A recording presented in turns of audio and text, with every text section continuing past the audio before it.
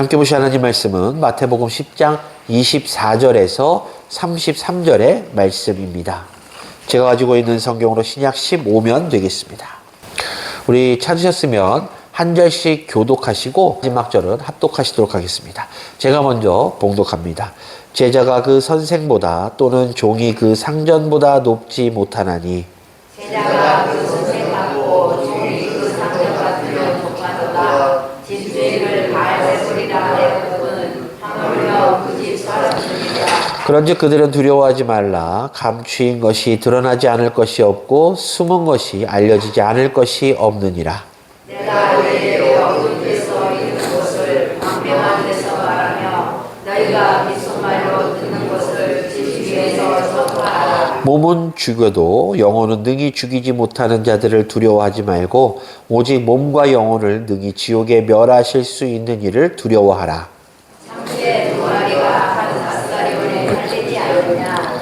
그러나 너희 아버지께서 허락하지 아니하시면 그 하나도 땅에 떨어지지 아니하리라. 너희에게는 머리털까지 다 세신 바 되었나니 두려워하지 말라. 너희는 많은 참새보다 귀하니라. 누구든지 사람 앞에서 나를 시인하면 나도 하늘에 계신 내 아버지 앞에서 그를 시인할 것이요 누구든지 사람 앞에서 나를 부인하면 나도 하늘에 계신 내 아버지 앞에서 그를 부인하리라. 아멘. 제가 다시 인사드립니다. 오늘도 복된 주일을 맞이하여 하나님의 전에 예배하러 나오신 우리 성도님들을 주님의 이름으로 환영합니다. 오늘 하나님께서 우리들에게 주시는 이 말씀을 통해서 하나님의 음성을 듣는 시간 되시고 또한 말씀 가운데 거하시는 하나님의 뜻이 무엇인지를 잘 깨달아서 하나님의 자녀요 예수 그리스도의 제자요 광음의 성도들로서의 삶의 결단이 있는 시간 되시기를 주님의 이름으로 간절히 축원합니다. 제가 이제 어저께 제가 속해 있는 시찰 그 교회에 목사님이 위임을 하셔서 갔다 왔습니다. 이제 뭐 식이 쫙 진행되고 목사님께서 이제 위임 받으신 목사님이 앞에 나와서 인사하시는 뭐 감사의 뭐 인사를 하시는 시간이 되었어요. 근데 아니나 다를까 그 목사님도 저처럼 그 인사를 하시다 말고 막 눈물을 흘리시더라고요. 근데 이제 그 목사님은 22년 전에 그 동네에서 이제 교회를 설립하시고 개척하셔서 지금까지 이제 목회를 해오신 그런 분이세요. 근데 그분이 하신 말씀 중에 이러한 말씀이 있습니다. 내가 하나님 앞에 부끄러운 것이 있는데 그것은 하나님의 뜻 가운데서 교회를 설립하고 주 예수 그리스도를 머리 삼아 이제 열심히 복음을 증거했음에도 불구하고 그리 많지 않은 성도들과 함께 예배드리는 것이 때로는 부끄러울 때가 있다. 하지만 그럼에도 불구하고 하나님께서 나에게 맡기신 그 양들을 최선을 다해서 하나님께로 인도하겠다라는 그런 말씀을 하셨어요. 저는 이제 그 말씀을 듣고 깊은 생각을 좀 하게 되었습니다. 우리가 전도를 얘기하는 이유는 그냥 이 자리를 채우기 위해서 이야기하는 것이 아닙니다. 뭐 교회 재정을 더욱더 높이기 위해서 말씀드리는 것도 아니에요. 예수님께서 마지막 지상명령으로 우리들에게 내려주신 어찌 보면 유언과도 같은 명령이기 때문에 우리들은 그 명령을 분명 지켜야 하기 때문입니다.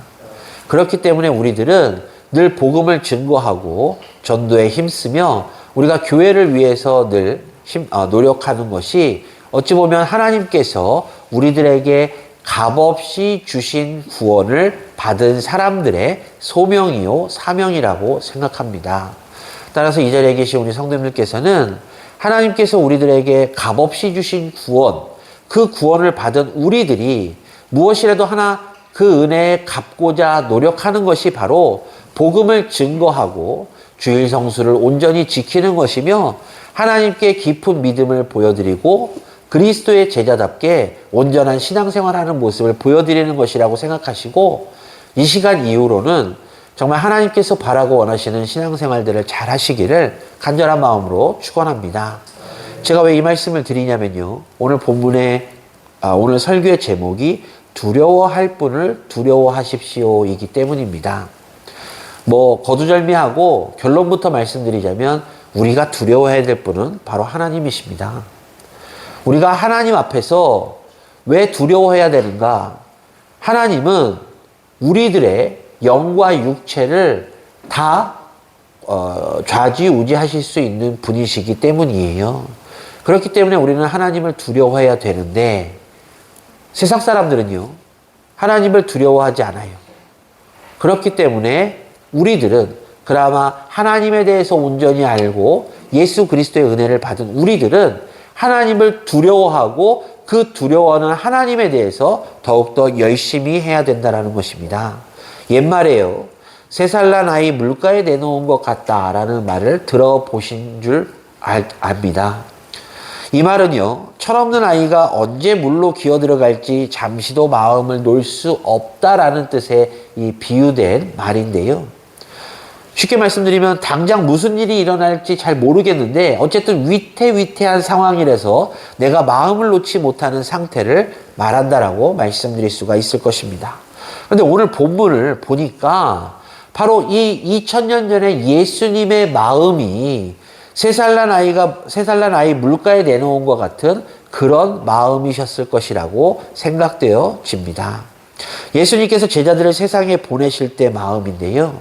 한번 생각해 보십시오. 7절을 보니까 예수님께서 제자들에게 천국이 가까워 왔다라는 소식을 세상에 전파하라고 명령하시는데요.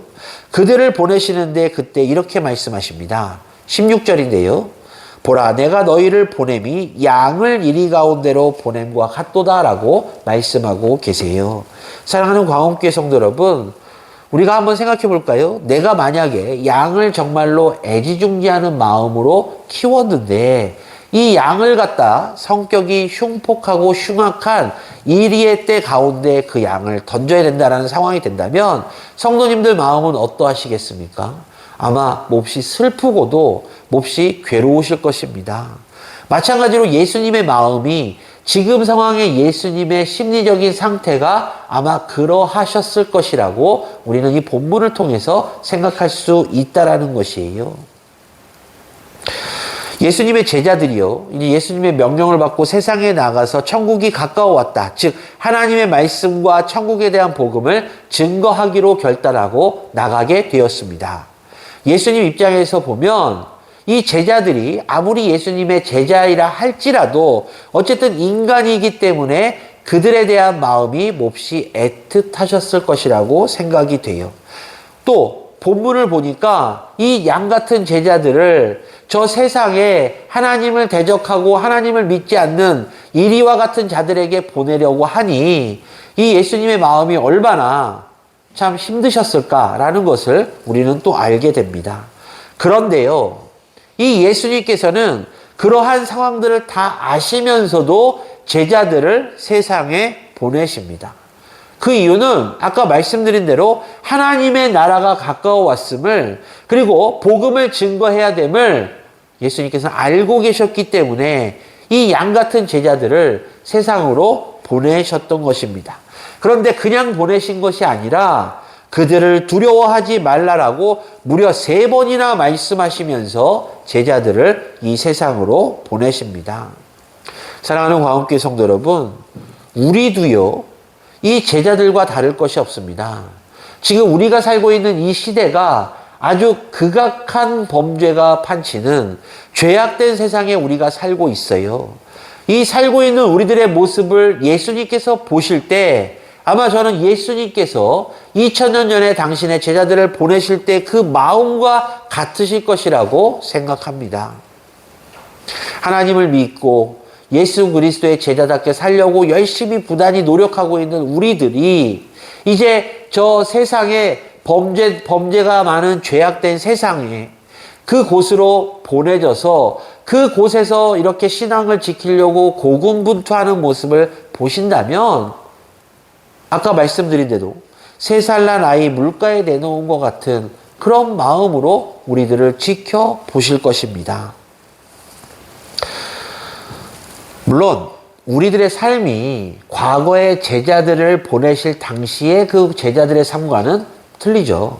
그럼에도 이 세상은 여전히 이리와 같은 신앙적인 대적자들이 존재하는 것은 동일합니다. 그러므로 예수님께서는 동일하게 우리들에게도 말씀하실 것입니다. 그들을 두려워하지 말라. 따라서 오늘 이 시간에는요, 우리가 함께 봉독한 이 본문을 통해서 우리를 두렵게 하는 영적 도전이 무엇인지, 그리고 우리가 어떻게 해야 두려워하지 않는 삶을 살 것인지에 대해서 함께 은혜를 나누고자 합니다. 먼저 첫 번째로요, 복음을 전하는 자들이 당하는 세상의 고난은 당연하다라는 것을 우리가 먼저 알고 있어야 됩니다. 예수님께서 이 첫 번째로 두려워하지 말라라고 말씀하셨는데요. 이때 뭐라고 말씀하시냐면 집주인을 바알세불이라 하였거든 하물며 그 집 사람들이랴 라고 말씀하셨습니다. 그런데 이 말씀은요, 예수님께서 대적자들로부터 당하신 일과 관련이 있는 말씀이에요. 성경을 보면 예수님께서 이제 말 못하게 하는 귀신을 쫓아내셨을 때 예수님께서 바알세불에 힘입어 귀신을 쫓아냈다라고 말하는 사람들이 주변에 있었습니다. 이 바알세불이 뭐죠? 귀신들의 우두머리잖아요. 그렇기 때문에 이 사람들이 이야기한 것은 다시 말해서 마귀의 힘을 빌려서 말 못하게 하는 귀신을 쫓아냈다라고 허무맹랑한 이야기를 사람들이 했다라는 것입니다. 이는 다시 말해서 하나님의 아들이시오 메시아의 자격으로 이 땅에 오신 예수 그리스도와 하나님을 대적하는 말과 행동을 했다라는 것입니다. 그렇습니다. 세상 사람들은요, 예수님을 메시아로 알아보지 못했어요. 메시아인 것을 알지 못했어요. 그러면서 고작 마귀의 손을 빌려서 귀신을 쫓는 그런 아주 낮은 사람으로 포장해버림으로써 예수님을 고난에 빠뜨렸던 것입니다. 하지만 예수님께서는 제자들에게 단호히 말씀하십니다. 바로 본문 24절에서 26절 말씀인데요. 제자가 그 선생보다 또는 종이 그 상전보다 못하나니 제자가 그 선생 같고 종이 그 상전 같으면 조카도다.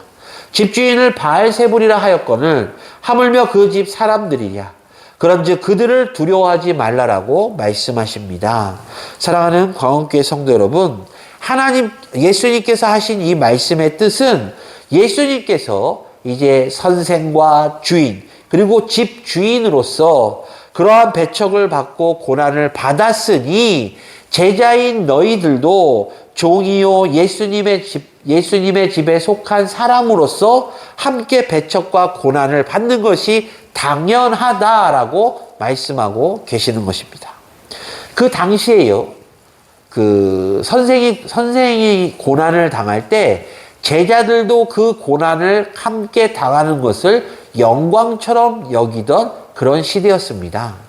따라서 예수님과 그를 따르는 제자들의 이 동질감은 바로 복음을 위해서 함께 고난을 받는다라는 것이 된 것입니다. 광원교회 성도 여러분, 이러한 동질성은요, 2000년 후에 우리에게도 동일하게 적용이 됩니다. 예수님의 제자인 우리들이잖아요. 따라서 우리가 복음을 전하고 신앙생활하는 데 있어서 때로는 고난과 배척을 당하는 것이 예수님의 말씀대로 당연한 것이니까 너희들은 그것으로 인해서 결단코 두려워하지 말고 끝까지 담대히 복음을 전하라 라고 예수님께서 말씀하고 계시는 것입니다. 우리가 복음을 전하다 보면 많은 고난에 닥치게 됩니다. 제가 저번에 말씀드렸지만 제가 저번에 예전에 전도대 담당하다가 동인천역 앞에서 술 취한 노숙인한테 뭐 멱살 잡혀서 끌려가 본 적도 있고 병으로 맞을 뻔한 적도 있고 많습니다. 그런데도 매주 새벽 시간이 되면 끊임없이 전도대가 그 자리에 가서 전도지도 나눠주고 복음을 증거합니다. 왜 그럴까요? 예수님의 마지막 명령이기 때문입니다. 때로는 우리가 복음을 증거하면서 당하는 이 고난도 예수님의 말씀대로 두려워하면 안 됩니다. 두려워할 필요가 없습니다. 왜냐하면 예수님 말씀대로 복음을 전하면서 당할 고난은 이미 당연히 준비되어 있기 때문입니다. 그렇다면 우리가 그 고난을 계속 당할 때 어떻게 해야 될 것인가? 믿음으로 승리해야 됩니다. 어차피 당할 고난입니다. 우리가 복음을 증거하지 않으면 당하지 않을 고난이지만 예수님의 제자이기 때문에 당연히 고난을 당할 것을 알고 그 고난이 닥쳐온다 할지라도 그것을 우리의 믿음과 예수 그리스도에 대한 사랑으로 이겨내면 되는 것입니다. 그것이 바로 예수님께서 제자들에게 그리고 2000년 후에 우리들에게 두려워하지 말라라고 말씀하신 이유인 것입니다. 사랑하는 광흥교회 성도 여러분, 예수님께서는요, 제자들의 복음을 전하다가 거부당하고 박해당한다 할지라도 결코 두려워하지 말고 밝은 데서 집 위에서 전파하라고 계속해서 말씀하고 계십니다. 왜냐면요, 감춰진 것은 언젠가는 드러나게 되어 있고 숨은 것은 알려질 것이기 때문입니다. 지금 사람들이요, 예수님을 메시아로 구세주로 보지 않는 그런 상황이에요. 그런데 예수님의 말씀이 계속해서 거부당하고 진리의 말씀임에도 사람들이 믿지 않는 그런 시대에 살고 있는 사람들인데, 그럼에도 불구하고 예수님의 말씀을 대입해 보면 결국 예수님께서는 메시아요 구세주임을 사람들이 알게 될 것이고 그 말씀이 진리임을 알게 될 것이니까 너희들은 두려워하지 말고 담대히 복음을 전하라 라는 이 말씀이라는 것입니다.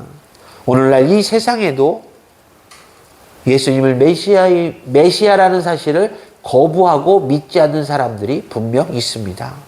따라서 우리들이 복음을 증거할 때 때로는 이 제자들처럼 고난과 고통을 당할 때가 많이 있어요. 당장 가까운 내 가족들 가운데서도 복음을 받아들이지 못해서 우리가 안타까운 마음에 복음을 증거하고 전도하지만 그들이 마음의 문을 열지 않아서 예수를 영접하지 못하고 하나님을 알지 못하는 경우들이 많이 있지 않습니까? 또한 복음을 증거한다는 이유만으로 어려움을 당할 때가 많이 있지 않습니까? 그런데 예수님께서는 두려워하지 말고 계속해서 끊임없이 복음을 증거하라고 말씀하고 계십니다. 복음을 증거하면서 당할 고난은 어차피 미리 당할 것임을 너희들도 알고 있으니 그것들을 믿음으로 승리해가면서 복음을 증거해라. 진리를 전파하라. 예수 그리스도가 메시아임을 선포하라라고 말씀하고 계시는 것입니다. 우리가 살고 있는 이 시대는요, 참으로 악한 시대입니다. 예수 그리스도가 메시아이며 예수 그리스도가 우리의 영육을 구원하신 구세주임을 아직도 믿지 않는 사람들이 많이 있어요. 뿐만 아니라 예수 그리스도가 메시아임을 왜곡하는 사람들도, 왜곡하는 것들도 많이 있습니다. 그래서 어떡하죠? 예수님을 우리의 구원자라고 이야기하지 않고 세계의 4대 성인 중에 한 명으로 넣잖아요. 그거 아세요? 우리는요, 예수 그리스도를 영접한 사람들이잖아요. 뭐 저는 태어나면서부터 예수님의 자녀로 이렇게 성장했지만 우리가 곰곰이 생각해 보면 내가 하나님을 믿기 전에 내가 과연 예수를 어떻게 알았는가를 곰곰이 생각해 보면 너무나도 쉽게 답이 나옵니다. 그렇죠? 우리는 태어나면서부터 아니면 예수를 영접한 순간부터 이 교회에서 말씀을 통해서 예수님이 누구신지 알아요. 그런데 아직도 하나님을 알지 못하고 예수님을 알지 못하는 사람들은 예수 그리스도를 어디서 압니까? 일반적인 책에서 배워요. 일반적인 책에 뭐라고 써 있죠? 예수님은 4대 성인 중에 한 명으로서 세상에 좋은 말씀을 많이 했다라고 이야기합니다. 자, 우리도 알고 있는 예수님, 그들도 책에서 예수를 알게 되었어요. 그들이 책에서 예수를 알게 되었다고 그들이 구원받습니까? 그냥 아는 것에서 끝나잖아요. 우리는 예수를 영접했기 때문에 구원을 받은 사람들이잖아요. 그럼 우리가 그들이 예수를 안다 할지라도 단편적인 지식, 세상적인 지식에 근거한 그 알을 깨뜨리고 우리가 알고 있는 대로 메시아 주 예수 그리스도임을 그들에게 증거함으로 그들이 진정 예수를 영접하고 구원을 받고 하나님의 자녀로의 권세를 누리도록 해줘야 되지 않겠습니까? 그런데 세상은 아직도 그것들을 방해하는 것들이 많이 있다라는 것이에요. 유대교, 이슬람교. 유대교와 이슬람교는 예수 그리스도를 어떻게 이야기하죠? 그냥 선지자 중에 한 명이라고 얘기해요. 메시아라고 절대로 인식하지 않습니다. 이단 사이비는 또 어떻게 얘기하죠? 이단 사이비들은요, 성경 말씀을 자신들이 원하는 대로 왜곡시켜서 해석함으로 그 해석을 통해서 자신들의 이익을 추구하는 단체가 바로 이단 사이비입니다. 따라서 이러한 시대에 우리가 예수 그리스도가 누구인지를 온전히 알고 온전히 한 예수 그리스도를 증거하는 일이 얼마나 중요하다라는 것을 우리는 깨닫고 그대로 행해야만 되는 것입니다. 물론 아까 말씀드린 대로 계속 말씀드리지만 우리가 그 복음을 증거하는데 당연히 저항의 세력이 있습니다. 복음을 증거하다 보면 어려운 일을 당하고 괴로움을 당할 때가 분명히 있습니다. 하지만 그런 것들로 인해서 좌절하지 말고 두려워하지 말고 끝까지 복음을 증거하라는 것이 바로 오늘 본문의 예수님의 말씀입니다. 우리가 두려워해야 될 것은 그런 핍박과 고난이 아니에요. 우리가 두려워해야 될 것은 이 세상에서 예수 그리스도를 믿는 사람들을 차별하고 예수 그리스도를 믿는 사람들을 욕하는 것을 두려워할 것이 아니라는 것입니다. 우리가 진정 두려워해야 될 것은 바로 그 복음을 전할 사명을 갖고 있었음에도 불구하고 그 복음을 전하는 사명을 감당하지 못하는 하나님의 뜻을 따르지 못하고 하나님의 뜻에 불이한 일을 행동하는 바로 그 생각과 그 행동을 조심하고 두려워해야 하는 것입니다. 사랑하는 광업교회 성도 여러분, 우리 성도님들은 다 믿으시잖아요. 예수 그리스도가 메시아이십니다. 예수 그리스도가 하나님의 아들이시잖아요. 예수 그리스도로 말미암아 우리가 구원을 받았지 않습니까? 이러한 것들을 믿는데 우리 믿는 것에서 끝나는 것이 아니라 저 세상에 아직도 잘못된 것을 알고 있거나 예수 그리스도가 메시아임을 거부하는 또한 그런 것들을 왜곡해서 자신들의 이익만 취하고 있는 저들과 영적인 전쟁에서 승리할 수 있도록 우리가 잘 준비해서 복음을 증거해야 되지 않겠습니까? 바라기는 이 시간 이후로는 복음을 잘 증거하시되 그러한 복음에 증거하는 일로 인해서 받는 고통과 고난이 당연히 있음을 기억하시고 그것들에게 결코 굴하지 마시고 끝까지 예수 그리스도의 마지막 지상명령을 준행하시기를 간절한 마음으로 축원합니다. 둘째로요. 예수님께서 뭐라고 말씀하시냐면 세상은 우리의 영혼을 죽이지 못하기 때문에 두려워할 필요가 없다라고 말씀하십니다. 자, 사람에게 있어서 가장 최고의 두려움은 무엇일까요? 우리 성도님들께 제가 질문을 드릴게요. 성도님들께서는 뭐가 가장 두려우십니까? 돈 없는 거 이런 거 두려우세요? 뭐 경제적으로 어려운 거 두려우세요? 뭐가 가장 두려우세요? 대부분의 사람들은요. 인생에 있어서 가장 두려운 게 무엇이냐고 물어보면 죽음이라고 얘기를 합니다. 죽음. 왜냐하면 이 좋은 세상에 내가 아직도 누릴 게 잔뜩 있는데 갑자기 내가 죽음을 당하면 억울하기도 하고 갑자기 죽음을 당하면 안 되니까 그 장차 나에게 다가오는 이 죽음을 대부분 두려워한다라고 그래요. 그래서 이 육신의 죽음을 두려워하다 보니 이 육신을 죽도록 하게 하는 사람들도 두려워한다라고 말합니다. 그런데 예수님께서 뭐라고 말씀하시냐면 몸을 죽이는 사람들보다 더 두려워해야 할 분이 하나님이시라고 분명하게 말씀하고 계세요. 왜냐하면 하나님께서는 인간의 몸뿐만 아니라 그 영혼까지도 다 멸하실 수 있는 분이시기 때문입니다. 이 세상에서 몸은 잠시뿐이잖아요. 우리가 이 땅에 온 순간부터 이 육신은 함께 가다가 우리가 하나님의 부르심을 받으면 끝나는, 즉 유한적인 것이 바로 이 육신입니다. 근데 우리 영혼은 어떻게 되죠? 이 땅에 와서 육과 함께 하다가 하나님의 부르심을 받으면 하늘로 올라가서 하나님과 함께 천국에 거하게 되는, 즉 유한적인 것이 아니라 무한적인 것이에요. 이 영까지도 소멸하실 수 있는 분이 하나님이시기 때문에 우리들이 두려워해야 될 것은 육신의 죽음이 아니라 바로 하나님이시란 겁니다. 우리의 영과 육을 다 소멸하실 수도 있고 살리실 수도 있는 분이시니 우리들은 지극히 하나님을 두려워해야 돼요. 근데 문제가요, 사람들은요, 우리 눈에 보이지 않는다 해서 하나님을 두려워하지 않아요. 영혼이 죽는 것을 두려워하지 않고 우리 눈으로 보이는 것들, 즉 육신의 죽음을 두려워하고 있다라는 것이 바로 이 문제입니다. 믿음의 사람들은요, 이 영의 죽음을 결코 소홀히 여겨서는 안 됩니다. 요한계시록 20장 14절 말씀이에요. 사망과 음부도 불못에 던져지니 이것은 둘째 사망 곧 불못이라. 성경은 분명히 불못, 즉 지옥을 우리들에게 알려주고 있습니다. 우리에게 분명히 말씀하고 있는데 왜 그러면 이 성경은 지옥을 우리들에게 알려주고 있을까요? 성도님들께서는 어떻게 생각하십니까? 왜 지옥을 알려준다라고 생각하세요? 경고입니다. 경고.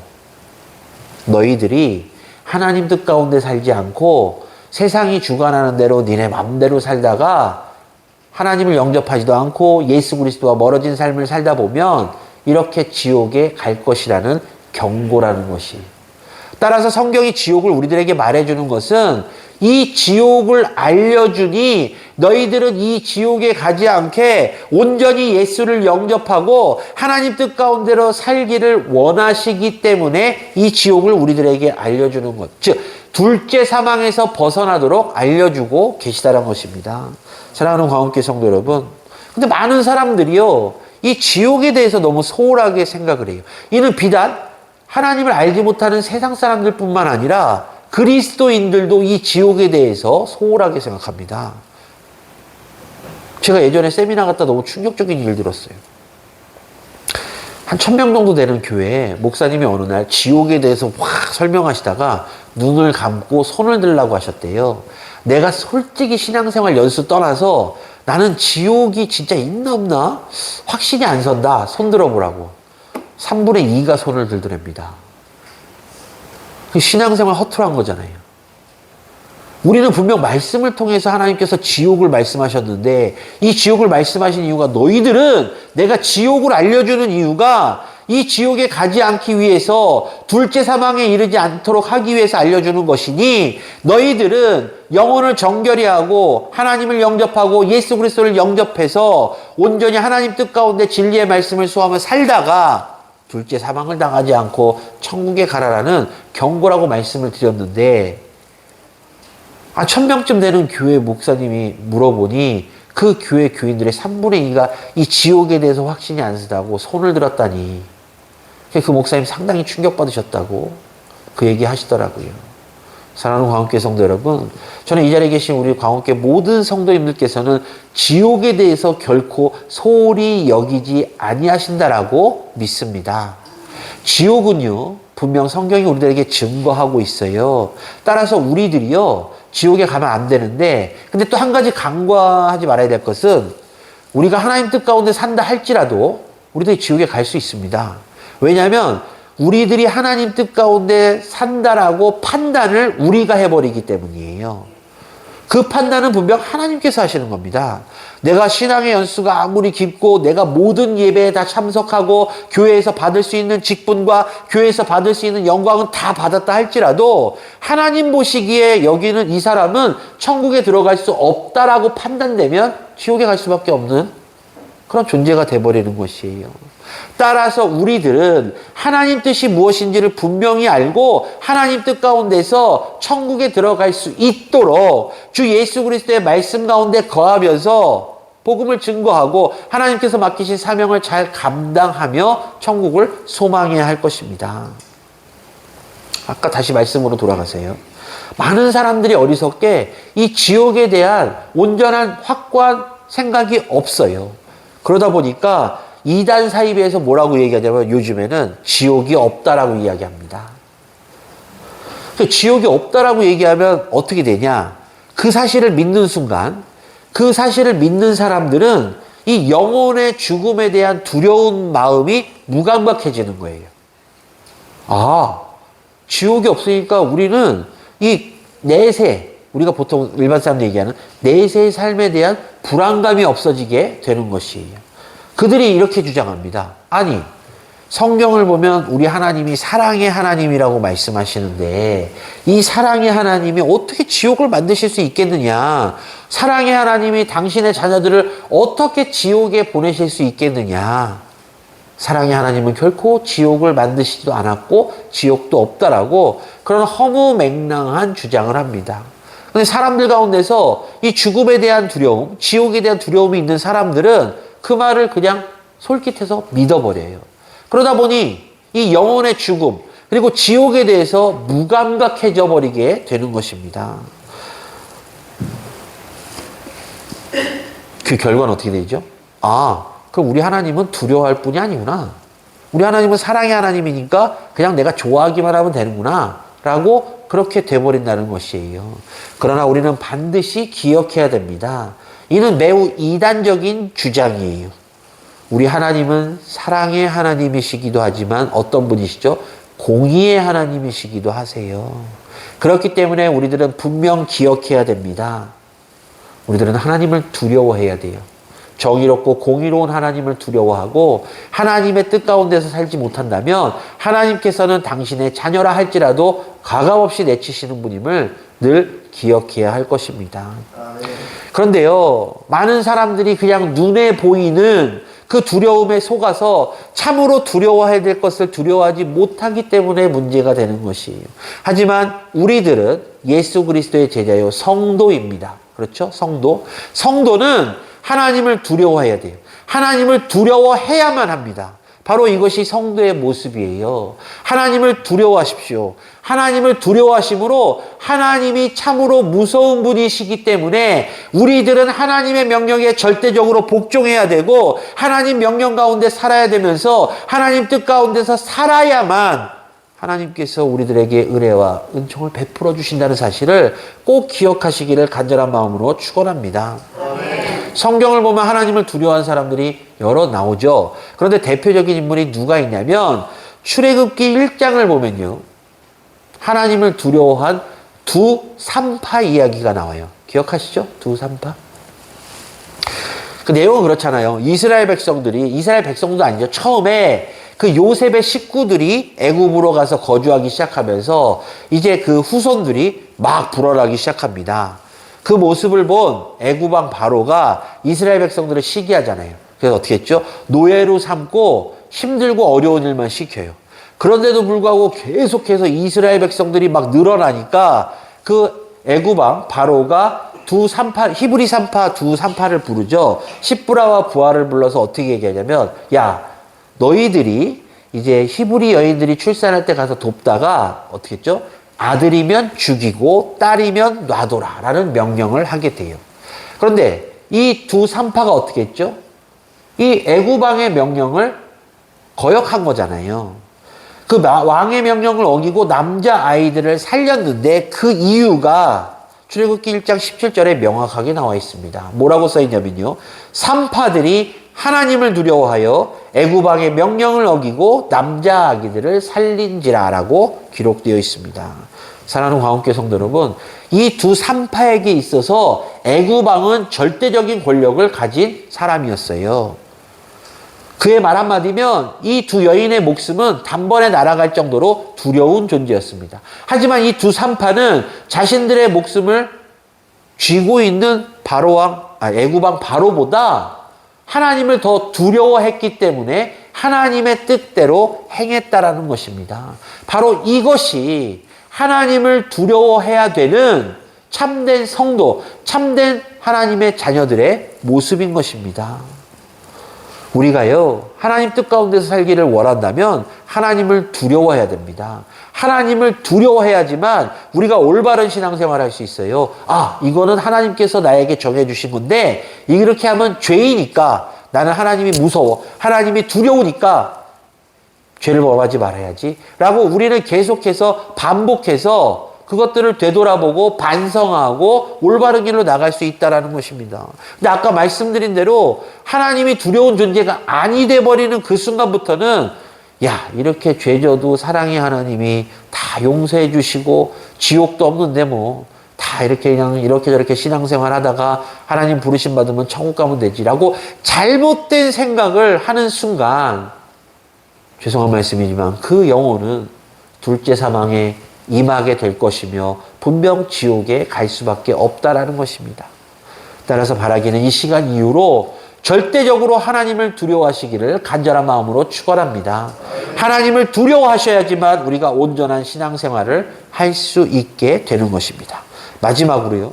하나님의 돌보심을 믿을 때 우리는 결국 세상을 두려워하지 않게 됩니다. 본문 29절을 보면요. 예수님께서 뭐라고 말씀하시냐면 참새 2마리가 한 아사리온에 팔리지 않느냐. 그러나 너희 아버지께서 허락하지 아니하시면 그 하나도 땅에 떨어지지 아니하리라 라고 말씀하고 계세요. 한 아사리온은 그 당시에 노동자의 하루 품삯의 16분의 1에 해당되는 금액입니다. 그러니까 매우 미비한 금액이었어요. 그것도 참새 2마리. 참새 2마리에 한 아사리온이란 얘기는 참새 1마리는 그거보다 더 반값이라는 얘기잖아요. 그러니까 정말로 미비한 금액이었다라는 것입니다. 그런데 예수님께서 계속해서 뭐라고 말씀하시냐면 30절을 보니까 너희에게는 머리털까지 다 세신 바 되었나니 라고 말씀하고 계세요. 자, 우리가 이 부분에서 좀 집중을 해야 되는데요. 왜 예수님께서 갑자기 머리털을 말씀하셨을까라는 것입니다. 여기에는 2가지 이유가 존재하는데요. 먼저 첫 번째로는 우리 신체 중에서 가장 보잘것이 없는 것을 예수님께서 말씀하셨다라는 것입니다. 사실 제가 검색해 보니까요. 평범한 사람은 머리털이 하루에 50개에서 100개씩은 뭐 이렇게 빠지고 또 새로 난다고 하더라고요. 우리 성도님들 가운데서 뭐 하루에 100개 이상씩은 다 빠지시죠? 그렇죠? 그러니까 하루에 50개, 100개씩은 그냥 빠지고 계속 나는데 이처럼 그냥 빠지면 나는 가장 우리 신체 중에서 미비한 것을 예수님께서 말씀하신 이유는 이게 아주 중요하게 여기지 않았기 때문입니다. 그리고 2번째가 하나님께서 이렇게 보잘것없다고 여겨지는 것들조차도 하나님께서는 다 알고 계시다라는 것을 말씀하기 위함이셨어요. 따라서 위대하신 하나님께서 이렇게 정말 하찮은 것조차도 다 알고 계시는데 당신의 자녀들이 복음을 증거하다 당하는 고통과 고난을 하나님께서 왜 모르시겠느냐. 그러니까 너희들은 담대히 복음을 증거하라. 그 고통과 고난을 하나님께서 해결해 주실 것이다 라고 말씀하셨기 때문에 이렇게 머리털을 비유 삼아 말씀하신 것입니다. 그런데 또 우리가 여기서 또 짚고 넘어가야 될 것은 반드시 주의해야 될 것이 있는데 그것은 예수님께서 제자들을 귀히 여기고 책임져 주신다고 하신 이 말씀의 뜻이 이 세상에서 고난과 죽음을 면케해 주신다는 뜻은 아니라는 것이 복음을 증거한다 할지라도 고난과 고통은 당하게 될 것인데 하나님께서 위로해 주시고 그것들을 나중에 해결해 주시겠다라는 것이지 당장 지금의 고난과 고통 가운데 죽음이나 고통을 면케해 주시겠다라는 말씀은 아니라는 것이 한번 생각해 보십시오. 우리 주변에 믿음이 정말 좋은 분이 있는데 그분이 죽을 병에 걸린 경우도 많이 보잖아요. 그렇죠? 일평생을 저 먼 곳에 가서 정말 이 황량한 곳에 가서 복음을 열심히 증거하던 선교사님들도 갑자기 사고를 당해서 돌아가시는 경우들도 우리 많이 접하잖아요. 지금 당장의 생명이나 지금 당장의 고난을 하나님께서 면케해 주시겠다라는 말씀이 아니라 분명 하나님께서는 다 기억하고 계시니 그 문제들을 해결해 주실 것이라는 믿음을 가지고 두려워하지 말고 복음을 증거하라는 하나님 그리고 예수님의 말씀이라는 것입니다. 그래서 우리는 결코 두려워하지 말아야 할 것입니다. 이 세상의 것들은 두려워하지 마십시오. 이 세상을 우리를 대적하는 것들을 결코 두려워하지 마십시오. 우리가 두려워해야 될 존재는 바로 하나님 한 분뿐인 것입니다. 말씀을 정리할게요. 예수님께서는 제자들에게 두려워하지 말고 복음을 전파하라라고 말씀하셨습니다. 그리고 세상 사람들 앞에서 예수 그리스도를 주라고 시인하는 삶을 살아가라고 말씀하셨습니다. 우리 성도님들께서는 세상 사람들 앞에서 예수 그리스도를 주라고 시인하며 살고 계십니까? 예수 그리스도가 나의 영국의 구원자 되신다라고 고백하며 살고 계십니까? 그 고백은 바로 복음을 증거하는 일, 전도하는 일, 그리고 예수 그리스도의 마지막 지상 명령을 준행하는 길입니다. 그리고 이것들은 우리가 당연히 행해야만 되는 일입니다. 왜냐하면 두려운 하나님께서 우리를 지켜보고 계시기 때문입니다. 하나님께서는 당신이 우리들에게 명하신 그 명령을 잘 준행하는지 준행하지 않는지를 분명 지켜보십니다. 아까 말씀드린 대로요. 세상 사람들이 아무리 나의 믿음을 칭찬하고 내가 정말 내가 생각해도 깊은 믿음을 가졌다 한들 우리는 잘못하면 지옥에 갈 수밖에 없는 존재들이라는 것입니다.